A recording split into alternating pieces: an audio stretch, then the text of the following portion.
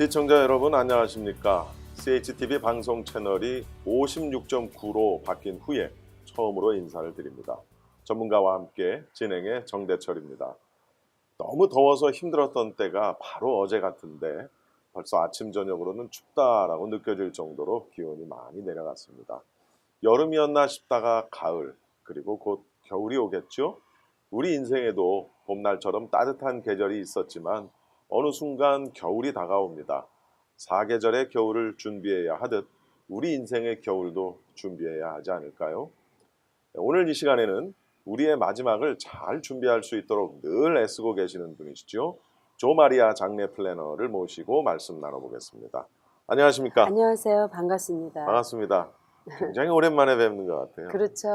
네, 네. 그래요. 평안하셨습니까? 어때요? 네, 여러분 덕분에 네. 정말 고맙게 잘 살고 있습니다. 네. 자, 요즘에 그런 말들이 있어요. 돈 없어서 못 죽겠다. 예, 네. 돈이 없으니까 아프지도 말자. 맞습니다. 아플 네. 수도 없고 심지어는 돈이 없어서 죽지도 못하겠다 하는 그런 시대가 지금 됐단 말이죠. 맞습니다. 네, 그래서 그런 이제 분들이 이제 오늘 또 말씀을 잘 들으시면 도움이 많이 될 것 같아요. 네, 그래서 오늘은 이제 제가 어떤 거를 설명을 해드리려고 하냐면요. 이제 장례 플랜에 관해서 이제 장례 비용이 가장 궁금해 하시는 그렇죠. 점인데, 장례 비용이 얼마입니까? 이렇게 말씀을 하실 때는 묘지라든가 또 아니면은 묘지를 안 쓰시고 나는 무조건 죽으면 화장이야 이러시는 분들도 많이 계시거든요. 네. 그래서 저는 여러분께 적극적으로 추천해 드리고 싶은 것이요. 화장을 하시던 매장을 하시던 꼭 지금 미리 반드시 준비를 해 놓으셔야 돼요. 뭐 화장이라고 해서 준비 전혀 안 해놓고 바로 할 수 있는 게 아니죠. 그렇죠. 근데 제가 듣기로는 네. 비용도 뭐 별 차이가 없는 것 같던데요. 그렇죠. 네. 그래서 이제 많은 분들이 이제 묘지는 요즘에 얼마나 갑니까? 이렇게 말씀을 드리면은요. 최소한 보통 평균 묘지 가격이 10,000불이에요. 묘지 한 자리에. 그러면 묘지 10,000불인데 거기에다가 추가로 이제 비석이라든가 비석 설치비가 또 있어요. 네. 그다음에 겉관, 또 겉관 설치비 비용, 또 땅을 오픈을 해야 되잖아요. 네. 오픈하고 닫는 그런 매장 작업 비용. 네. 그래서 이런 것들이 다 부수적으로 또 따로 추가로 지출을 하셔야 되거든요. 네. 그래서 그런 거를 다 뭉뚱거려서 하면 묘지에 들어가는 것이 한 16,000불에서 20,000불이에요. 와. 한 분이. 네. 그리고 이제 그게 끝난 게 아니죠. 이제 그게 반 말씀드린 거예요. 자, 아니 그 묘지 비용이 그 정도인데 네. 궁금한 게 그 묘지 자리라는 거 있지 않습니까? 네, 그 네. 자리도 사실 뭐 조금 양지 바른 곳이 있을 수 있고 그렇죠. 조금 후미진 네. 곳이 있을 수 있는데 네. 뭐 그런 경우에도 가격 차이는 좀 있겠죠? 별로 그렇게 큰 차이는 그래요? 아니고요. 네. 네. 평균 묘지 가격이 보통 이제 일반적으로 10,000불이고요. 네. 조금 외지고 떨어지면 보통 한 6,000불짜리도 있기는 있어요. 그런데 거의 마음에 안 들어 하세요.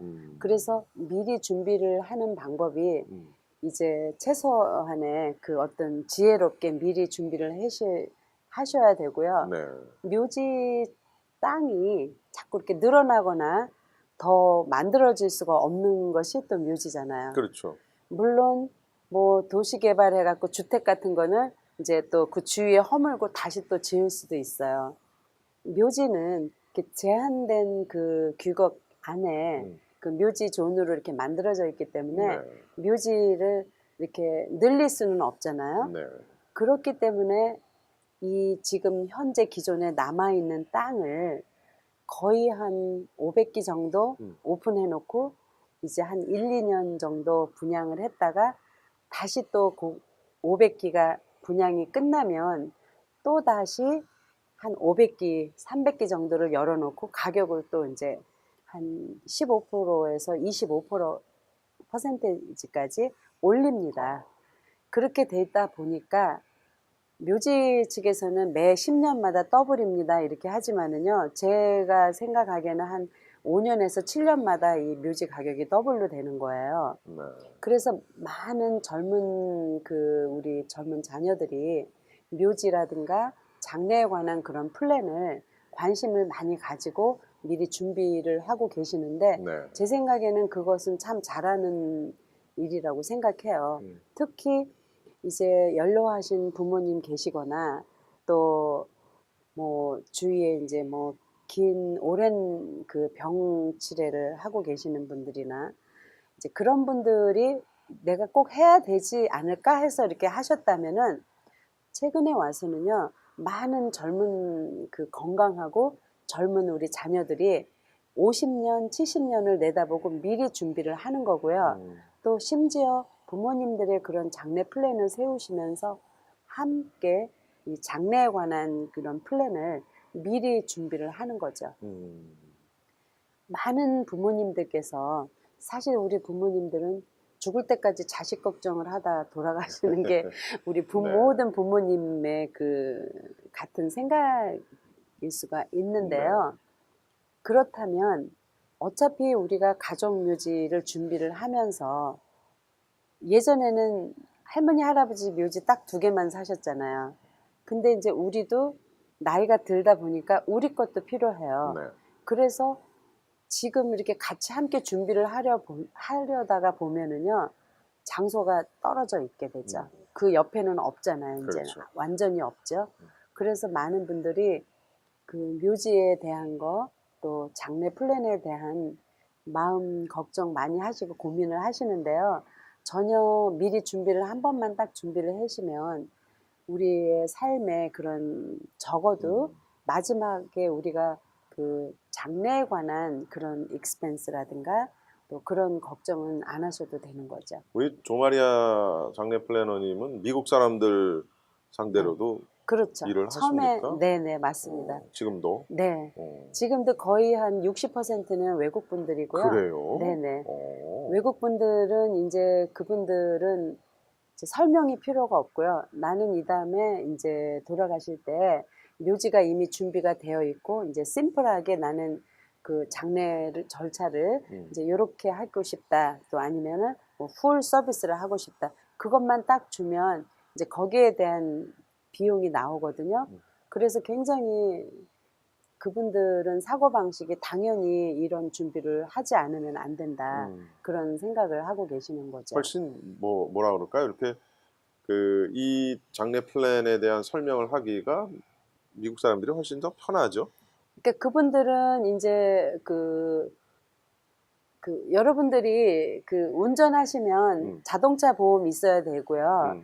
또 집이 있으시면 화재 보험이라든가 이제 기본적으로 꼭 주택 보험을 가입을 하셔야 되잖아요. 그래서 그분들 경우에는 우리가 목숨이 붙어 있는 한 언젠가는 마지막으로 누구나가 다 필요한 거기 때문에 굉장히 자연스럽게 미리 플랜을 하고 계시죠. 한국 사람들은 뭐 지금은 이제 뭐 물론 좀 많이 나아지긴 했습니다만은 보험이라는 거, 그러니까 뭐 의무적으로 들어야 하는 네. 자동차 보험이라든가 네. 이렇게 의무적으로 들어야 하는 그런 거 말고는 잘 이렇게 보험 가입률이 높지가 않아요. 한국 사람들이. 아유, 뭐 당장 지금 먹고 살기도 힘든데 뭐 나중 일을 또 심지어는 아니 뭐 죽은 다음에 일까지 네. 뭘 어떻게 준비를 해라고 하는데 이게 이제 우리가 주변에 있는 분들에 대한 경험이라든가 이런 걸 보면 네. 아, 이건 미리 준비해야 되는 거구나라는 걸 네. 뒤늦게 깨닫게 되는 경우가 많죠. 자, 우리 부모님들을 위한 그런 준비도 물론 우리가 해야 되겠고 또 우리 부모님들이 당신들 스스로를 위해서 네. 또 준비를 하는 경우도 있지만은 젊은데 네. 젊은 사람이 자기를 혹은 와이프 또 와이프가 남편을 위해서 이렇게 준비를 하는 경우도 부쩍 많이 이제 늘고 있죠. 어때요? 지금은 요즘은 많이 하세요. 그러니까 부모님 플랜을 가입을 하시면서 이제 뭐 아주 젊은 자녀들 이제 뭐 저 같은 경우에도 뭐 정말 하기 싫었지만 이 아이들이 스스로 하기는 되게 힘들어요. 그래서 이제 저희 막내 아들 같은 경우에는 이제 제가 들어주면서 소셜 번호 내놔 그랬더니 왜 그러냐고 안 주더라고요. 그래서 엄마가 어떻게 할까봐. 그래서 제가 먼 훗날 아주 먼 훗날 지금은 아니지만 먼 훗날 어차피 이 그 장래 플랜이 있어야지만이 네가 이 다음에 결혼을 하더라도 또 그 자녀들 뭐 손자 손녀들이 걱정하지 않게끔 엄마가 돈을 페이를 해줄게 하고 이제 제가 들었더니 이제 오히려 반대로 고마워하고요. 어허. 그래서 우리가 요즘에는 이제 젊은 아이들이 사실 부모 입장으로는 이제 제가 제 손으로 우리 애들 거를 장래 플랜을 들어서 이렇게 예. 준비를 하기까지는 저도 굉장히 이런 일을 좀, 실질적으로 네, 하면서도 예. 굉장히 어려웠어요. 하지만 제가 지금 경제적으로 능력이 있을 때 이런 것을 해주는 것이 사실 현금으로 남겨주는 것보다는 더 현실적이라는 그런 생각이 들었어요. 그래서 네. 많은 분들이 저희 그 클라이언트들이 많이 하세요. 그래서 이거 뭐지? 나도 그렇다면 나도 이제 해야지 하고 이제 저도 그분들한테 배워서 현실적으로 이제 생각을 해서 이제 또 우리 애들은 괜찮은데 또 며느리까지 사위까지 해주기는 좀 그래서 안 했다가 몇 달 뒤에 다시 또 같이 하시는 아이고. 분들도 많이 계셔요. 네. 그래서 지금은 이제는 우리가 반드시 이런 어떤 현실적으로 생각을 해야지 되고요. 오히려 그 편찮으시고 양로원에 계신 분들은 사실 더 안전하게 잘 계세요. 그래서 잘 오래 사시는데 정말 뭐 이런 총기 난사라든가 뭐 다양한 방법으로 정말 힘든데 거기에다가 이런 마지막 익스펜스 피너럴까지 준비를 해야 되고 또 이렇게 하는 가슴 아픈 일들은 조금 더 이런 미리 준비를 함으로써 조금 덜어질 수가 있지 않나 이런 현실적인 생각을 해보는 거죠, 우리가. 현실적인 얘기를 좀 해보겠습니다. 네.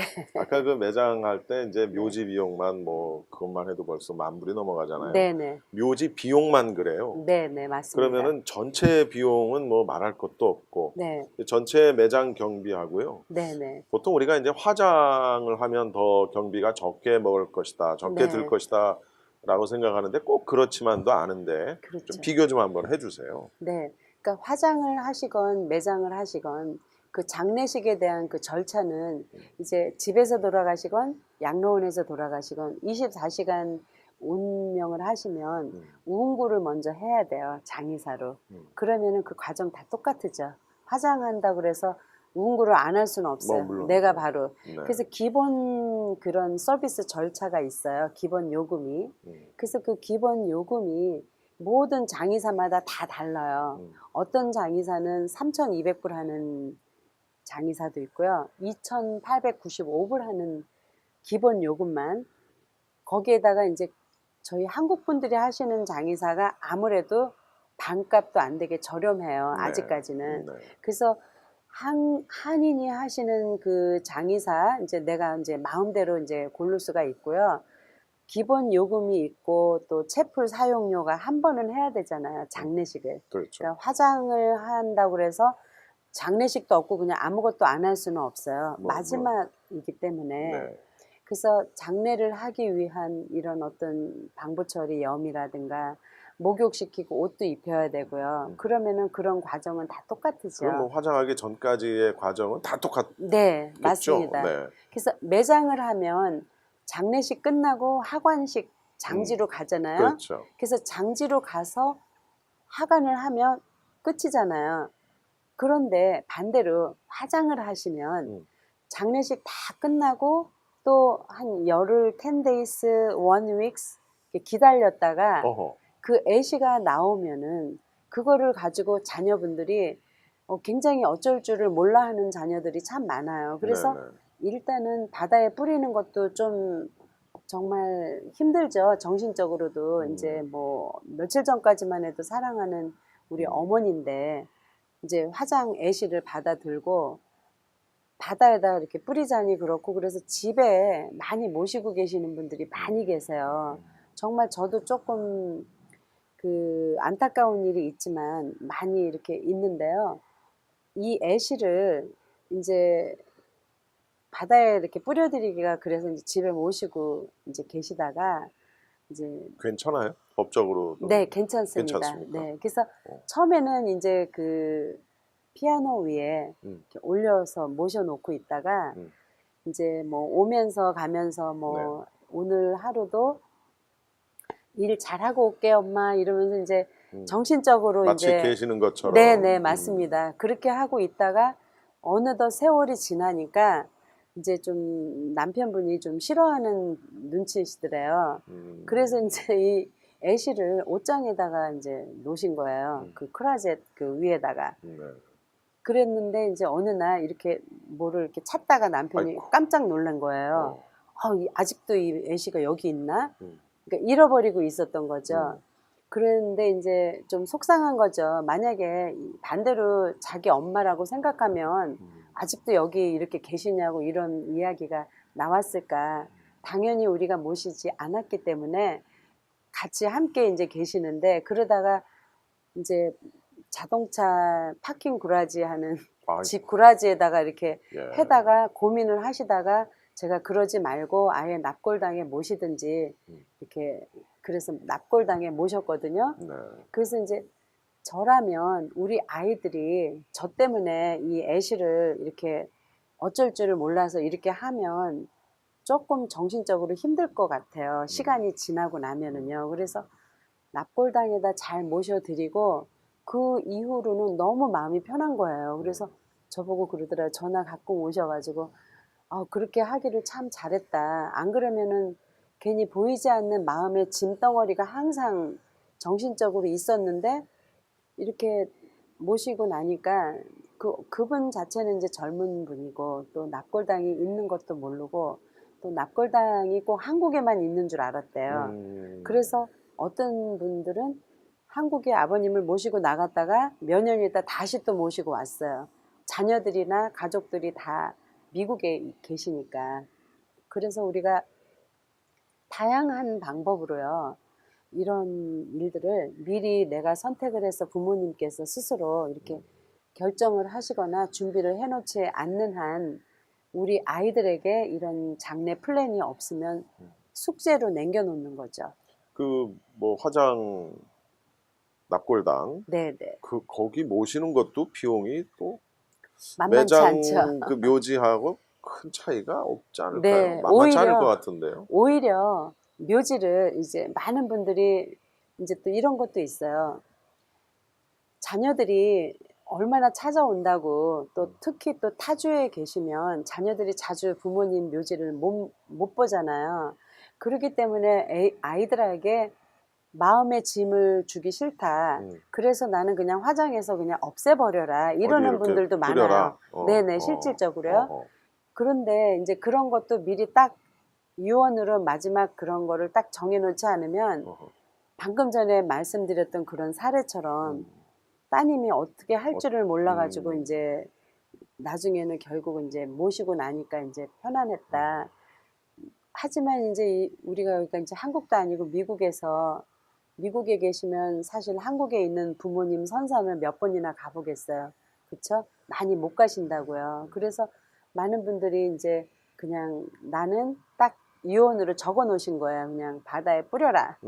그런 것까지 이제 딱 플랜에 딱 집어넣을 수가 있어요. 그 뿌리는 것도요. 제가 알고 있기로는 아무데나 안 되는 것 네네. 같은데요. 12마일 네. 오션으로 나가서 뿌리게 돼 있어요. 12마일이면 꽤 먼데. 꽤 멀어요. 그래서 갈 때는 뭐 거의 한 30분 들어가시는 것 같아요. 그 바다 가운데로. 배를 구하는 것도 쉽지 않고 그것도 꽤 돈 들겠네요. 그러니까 장의사에서 다 연결이 돼 있어서요. 그렇게 이제 펄밋을 내고 이제 어느 이제 몇 킬로 257킬로에 뿌렸다 하고 다시 또 이제 서티피켓을 받아요. 그 카운티에다가. 산이나 이런 데는 네, 아니에요. 못 합니까? 불법이죠. 네. 산에다가 하는 네네, 거는 네. 그건 아예 안 되는 거예요. 네네.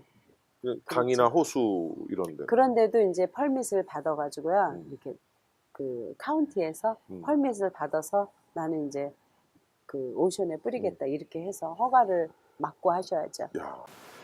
네, 우리가 이 매장을 하느냐 화장을 하느냐 그런 얘기 참 많이 나눴습니다만은요. 화장을 하는 것도 또 화장을 해서 그 유골을 어디에다가 어떻게 모셔야 되는 그런 부분들 참 몰랐던 그 부분들을 이 시간에 알아봤습니다. 자, 우리 플래너님 그 다음 시간에는요. 또 장례 경비라든가 비용이라든가 화장 경비 뭐 이런 거에 대해서도 계속해서 말씀을 좀 이어주시기를 바랍니다. 감사합니다.